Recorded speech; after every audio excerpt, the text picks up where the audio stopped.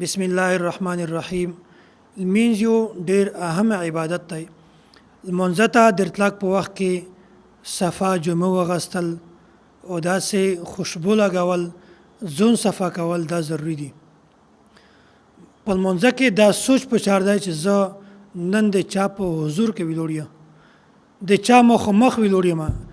د چا عبادت کما. بیا که یو سره دا سوچ وکړو بس بیا د انسان کله په خروپ جسم سره، په ګندا جسم سره، په خروپ کپڑے سره کله هم لمونځ ته نشي تللی. د میشتو سره یو ماحول دا جوړ شوی دی چې که یو کاس یو پروګرام ته ځي، یو فنکشن ته ځي، بیا په هغه نه مخته په خیرنې کپړې کې د لمونځ وکړو، په آن بعد د فنکشن د پوره د صفا کپړې وغوندي. حالانکه دا خبره بالکل غلطه ده چې کله هم داس پروګرام ته ځي،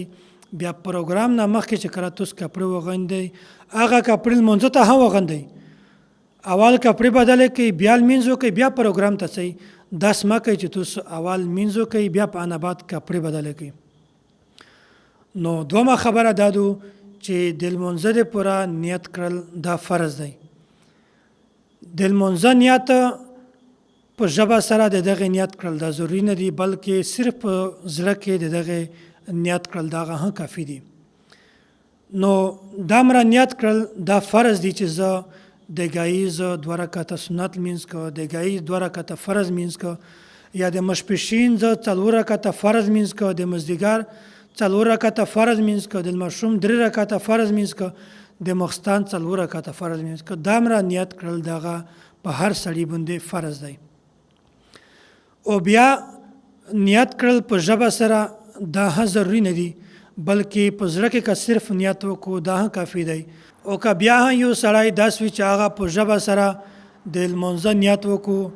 دا بیا هم د شریعت خلاف نه دی. ځکه چې نبی علیه الصلاة والسلام یو ورځ کور ته تشریف وروړ،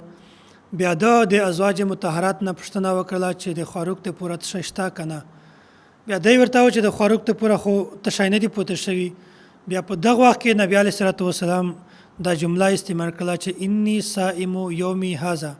زه نن ورځه روژه نیسم. نو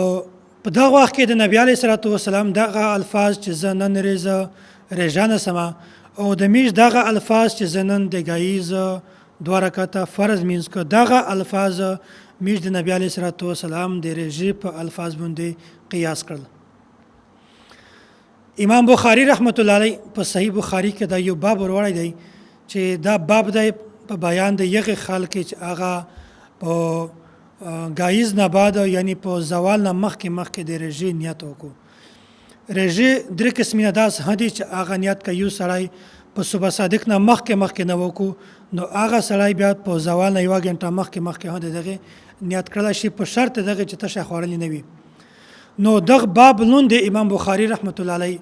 دغه جمله نقل کړې د نبی علیه الصلاة والسلام د حدیث انی صائم یومی هذا. نو امام بخاری رحمت الله علیه په خپل کتابه کې په باب نون در وړی دی انی صائم یومی هذا. نو د روژې ثبوت په الفاظ سره په ژبه سره د روژې نیت کړل دا د صحیح بخاری نه ثابت دي، او میږه په ژبه سره د لمونځ نیت کړل